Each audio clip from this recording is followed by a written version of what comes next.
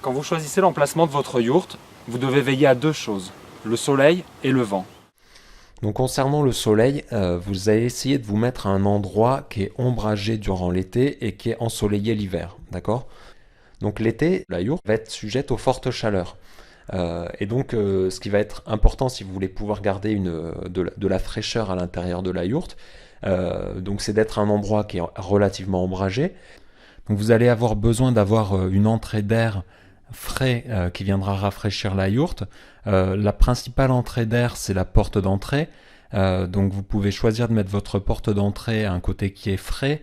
Donc ça peut être le nord, ça peut être l'est. Ainsi, vous allez pouvoir ouvrir votre porte d'entrée, ouvrir le dôme. Ça va créer une circulation d'air et donc maintenir de l'air frais à l'intérieur de la yourte. Si au contraire vous avez mis votre porte d'entrée au sud, que vous avez une terrasse, alors là vous allez avoir le soleil qui va venir chauffer la terrasse, qui va venir chauffer l'air devant la porte d'entrée, et quand vous allez ouvrir le dôme, ça va créer une aspiration qui va venir aspirer cet air chaud à l'intérieur de la yourte et qui va maintenir donc de la chaleur à l'intérieur de la yourte. Mais vous allez essayer également d'éviter que cette porte d'entrée soit face au vent dominant, puisqu'elle peut être également une source de froid durant l'hiver. Si vous avez une baie vitrée, c'est pareil. Alors ça va être intéressant qu'elle soit au sud pour l'hiver, elle va vous permettre de maintenir la chaleur dans la yourte avec le principe de l'effet de serre. Par contre, en été, elle va réchauffer l'intérieur de la yourte. Donc encore une fois, il va falloir qu'elle soit suffisamment ombragée pendant l'été. On pourrait imaginer de mettre une canisse également devant cette baie vitrée pour éviter que la chaleur ne monte trop. Alors le vent, ça va être le deuxième grand ennemi de la yourte.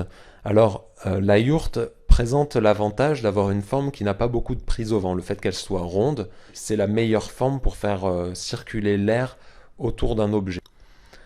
Par contre, du fait qu'elle est légère et qu'elle est faite de toile, le vent reste un ennemi important de la yourte. Donc il va falloir essayer de se mettre à l'abri du vent et principalement à l'abri du vent dominant. Donc l'idéal c'est de trouver une sorte de clairière, d'être à l'abri de haies, de choses comme ça, pour éviter que la yourte soit trop sujette au vent. Donc une fois que vous avez trouvé cet emplacement qui est suffisamment abrité du soleil et du vent, vous allez devoir vous positionner sur un endroit qui est suffisamment plat pour pouvoir installer votre yourte. Donc là, différentes solutions existent en fonction du dénivelé que vous avez. Vous pouvez la mettre à même le sol ou bien sur pilotis. C'est quelque chose dont on reparlera dans la prochaine vidéo concernant l'installation du plancher. Donc pour amarrer la yourte correctement, il va y avoir plusieurs éléments à prendre en compte. Donc déjà, il y a la structure à maintenir et à lester correctement. Donc la structure est autoportée, ce qui fait que le toit vient s'appuyer et appuyer tout son poids sur les murs. Et en fonction de la pression qui est faite sur le toit, la structure va se dilater plus ou moins. Et inversement, en fonction de la pression qui peut être faite sur les murs, le toit peut se soulever ou se rabaisser. Donc il va falloir maintenir ces différents éléments. Donc pour maintenir la dilatation et éviter que la structure ne s'affaisse complètement, on met une corde tout autour de la structure.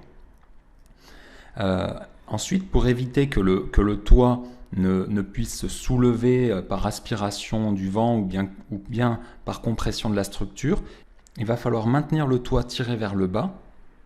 Et donc on peut mettre un câble ou un pilier central qui vont avoir tendance à venir plaquer le toit vers le sol.